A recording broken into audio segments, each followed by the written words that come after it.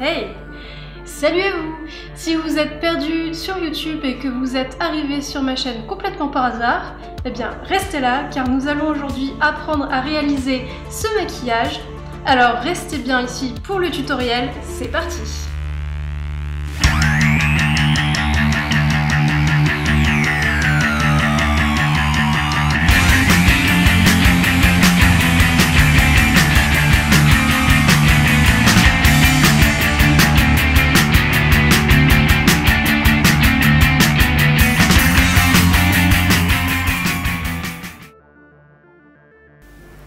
Alors là, je viens d'unifier ma paupière avec un fard couleur chair.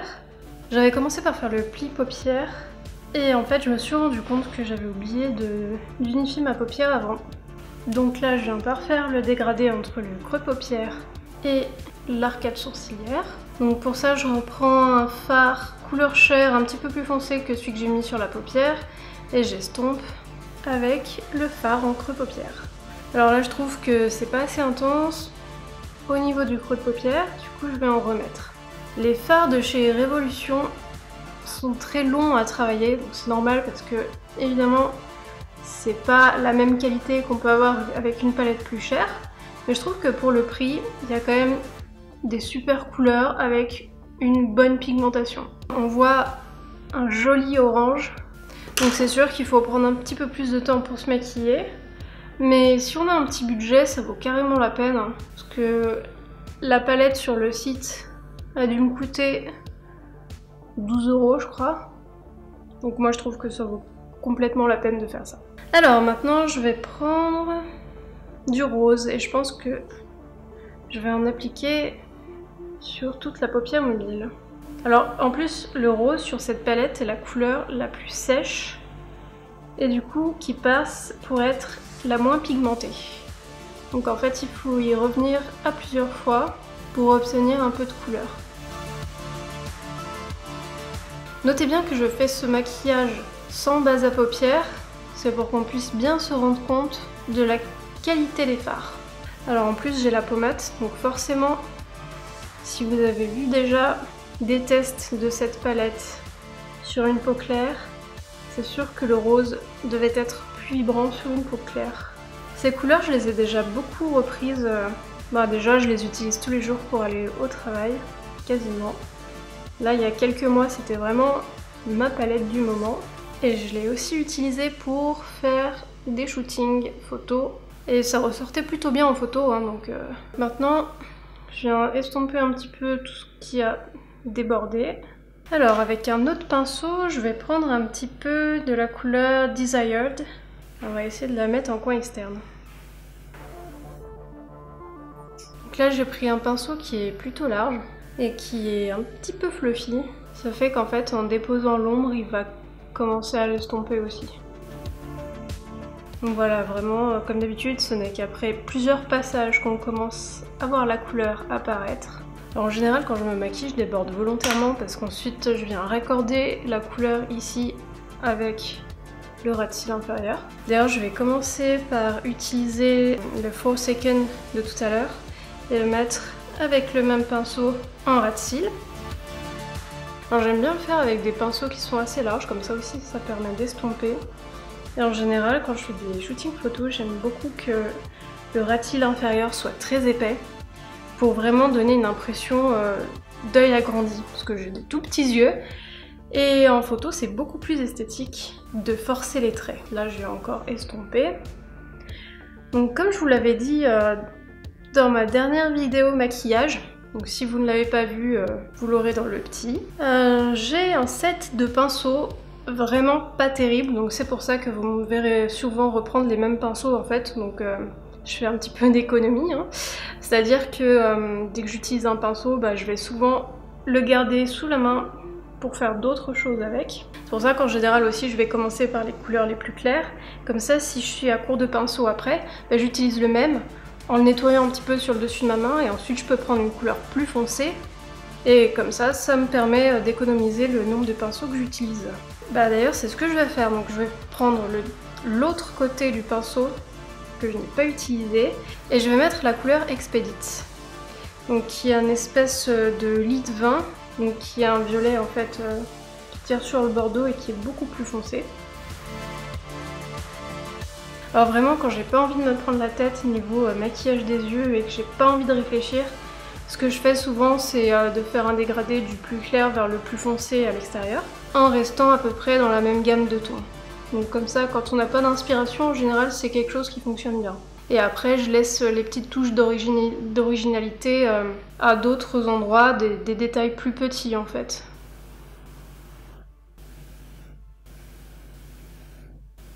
Alors pourquoi on prend du orange pour faire le creux de paupière? En fait c'est simplement une question de couleur, car le orange se rapproche beaucoup plus des tons chers de la paupière au-dessus, donc pour faire un dégradé, il vaut mieux utiliser une couleur intermédiaire, ça permettra de faire un rendu beaucoup plus naturel et beaucoup plus fondu. Alors je reprends le côté pour estomper. Ok, donc là on a une base plutôt satisfaisante et après je vais plutôt jouer sur les liners pour ce look. Donc juste avant, je vais venir prendre la couleur Levity au doigt et je vais l'appliquer à l'intérieur. C'est vraiment une couleur que j'aime beaucoup. Elle n'a pas l'air très lumineuse, mais qui apporte une petite touche d'originalité dès qu'on est à la lumière. Ok, donc là ça me paraît pas mal. Donc ce que je vais faire avant d'attaquer le liner, je vais venir prendre un petit peu d'highlighter pour le mettre sous mon sourcil. Je vais prendre un tout petit pinceau de boule. Et bon, j'utilise toujours la palette d'highlighter Révolution. Et je vais prendre la couleur rose qui est juste ici. Ça a pour but de nettoyer le traçage des sourcils et puis d'apporter un petit point de lumière aussi pour redéfinir le visage. Voilà, je vais aussi en rajouter dans le coin interne pour faire une espèce de dégradé d'irisé. Cette fois-ci, je vais prendre le doré de la palette. Donc c'est vraiment quelque chose de discret, hein, c'est pas du tout comme une ombre à paupières pailletée. Là, c'est vraiment beaucoup plus nacré et ça se voit à la lumière seulement. Voilà, pour ce qui est des fards à paupières, je vais terminer par une ombre à paupières un peu plus foncée pour finir mon ras de cils. Donc je vais la prendre avec un petit pinceau biseauté. Je reprends la couleur Expedit. Alors c'est marrant parce que ça, je crois qu'Expedit c'est une marque de meubles Ikea.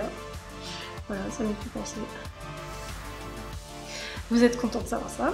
Alors je reprends le gros côté du pinceau et je viens mélanger toutes les ombres à paupières ensemble pour faire un dégradé un peu plus sympa. Et voilà pour les fards à paupières. Alors maintenant on va passer au liner et j'utilise toujours le NYX Matte Liquid Liner pour faire cette vidéo. Donc c'est leur eyeliner liquide en pinceau.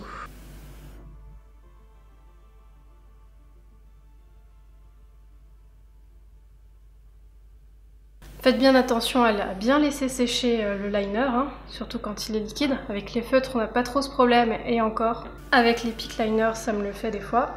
Ça peut baver tout de suite dans les plis, surtout si vous avez des ridules comme moi.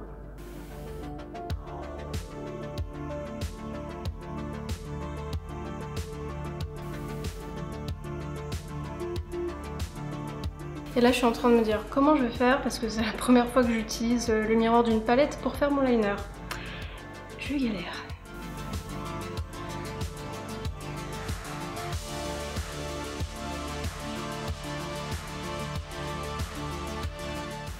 Je vais me passer un petit peu de crayon noir dans la paupière pour intensifier le regard. Donc c'est toujours dans le but d'agrandir le regard en fait. Parce que dans la dernière vidéo, je vous parlais des fameuses grimaces que je faisais en me maquillant. Donc là, j'espère qu'avec le cadrage, ça passera un petit peu mieux. Alors là, je vais venir faire une étape un petit peu délicate. Je vais essayer de faire un double liner et de refaire en fait un tracé de liner que je remplirai avec du doré après. Donc l'idée, ce serait de le mettre au-dessus du noir. On va voir si j'y arrive.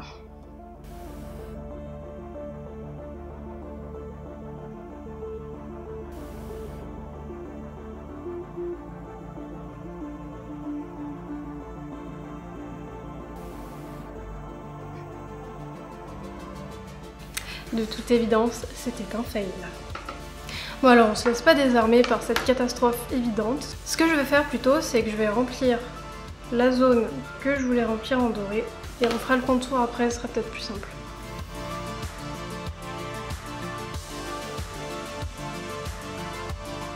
On s'inquiète pas, ça commence à prendre forme. Donc ce qui est bien en fait là, c'est que j'utilise un liner de chez L'Oréal, donc c'était une édition limitée de l'année dernière. Il me semble que vous pouvez encore la trouver sur Beauté Privée. Et en fait, elle est sur une base noire.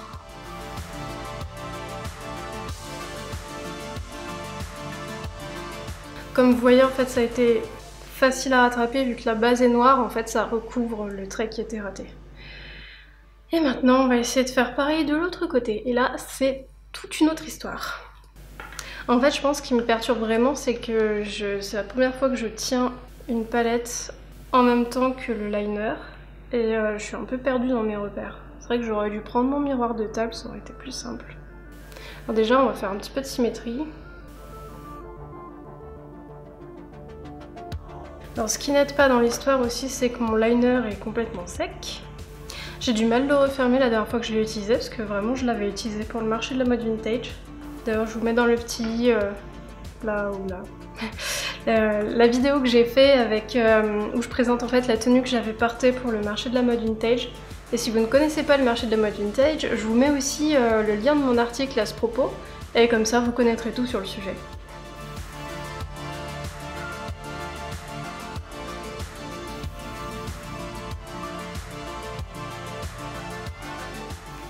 Des fois tu te dis mais pourquoi j'ai fait ça? Pourquoi il a fallu que je rajoute du doré?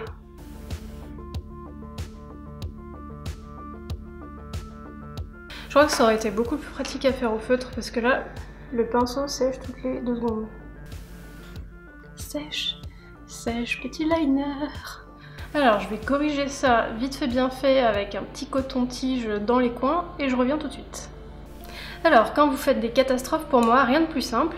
Vous prenez un petit coton-tige et vous l'imbibez de démaquillants ultra efficaces. En général, ce sont les démaquillants biphasés. Et vous frottez tout doucement, petit à petit, parce que sinon ça va étaler tout le maquillage. Merci le chat. Et voilà, donc là, vous pouvez voir que ça me fait un point où il n'y a plus de maquillage. Donc, faut attendre un petit peu que ça sèche avant de remettre tout de suite le liner, sinon il va pas s'appliquer. Mais en attendant, ce que je peux faire, c'est reprendre mes fameux pinceaux sales et venir remettre un petit peu de couleur. Donc là, c'est plutôt dans le creux de paupière. Je vais réutiliser la couleur du creux de paupière. Alors là, il faut juste que je refasse en fait la pointe du liner. Donc logiquement, ça devrait pas être trop compliqué. Sauf que j'ai l'impression d'avoir Parkinson de la paupière, donc forcément, je m'aide pas en fait.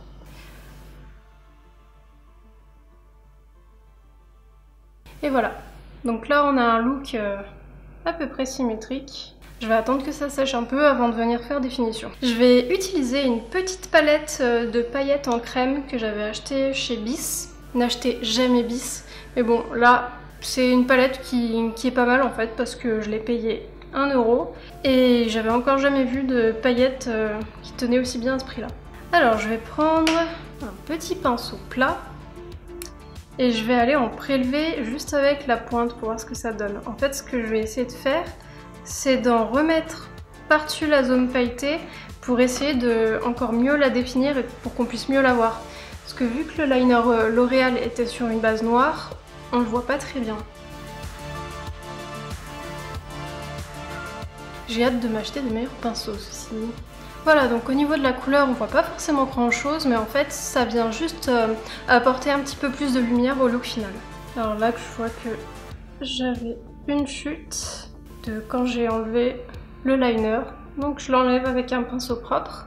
Et voilà ce que ça donne. Donc maintenant, il manque plus que le mascara. Je pense qu'on va mettre des faux cils aussi pour le fun. Alors ça, par contre, je vais peut-être pas le faire face caméra parce que vous allez rien voir vu que j'ai pas de miroir devant moi. Alors on se retrouve tout à l'heure. Alors là j'ai utilisé des faux cils de chez Allure Cosmetics.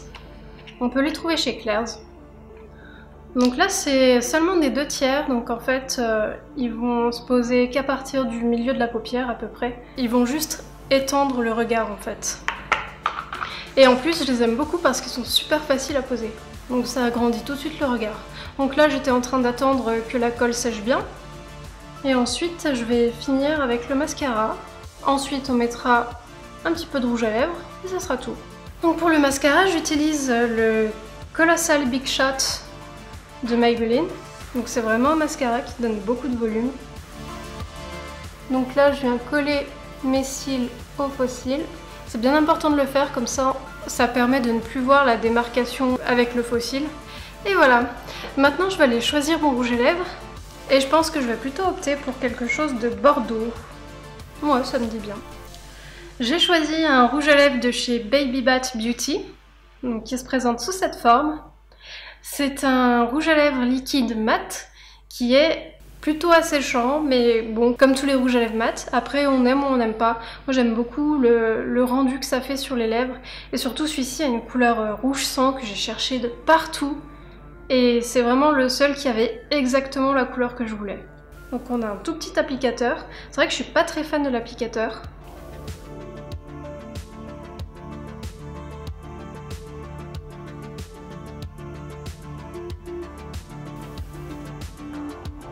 Et voilà pour le rouge à lèvres. Donc comme vous avez pu le voir, ça sèche très vite, donc il faut vraiment l'appliquer rapidement.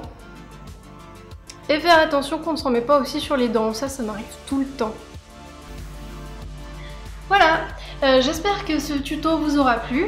Si jamais il y a des étapes que vous n'auriez pas comprises, ou si vous voulez que je vous explique 2-3 trucs, ou si vous avez aussi des envies de vidéos, surtout n'hésitez pas à me le dire dans les commentaires. Et si vous trouvez que cette vidéo vous a été utile, alors surtout, mettez-moi un pouce bleu. Et comme vous le savez, tous les jeunes youtubeurs ont besoin de soutien pour commencer et pour démarrer leur chaîne. Alors surtout, s'il vous plaît, abonnez-vous à ma chaîne. Merci.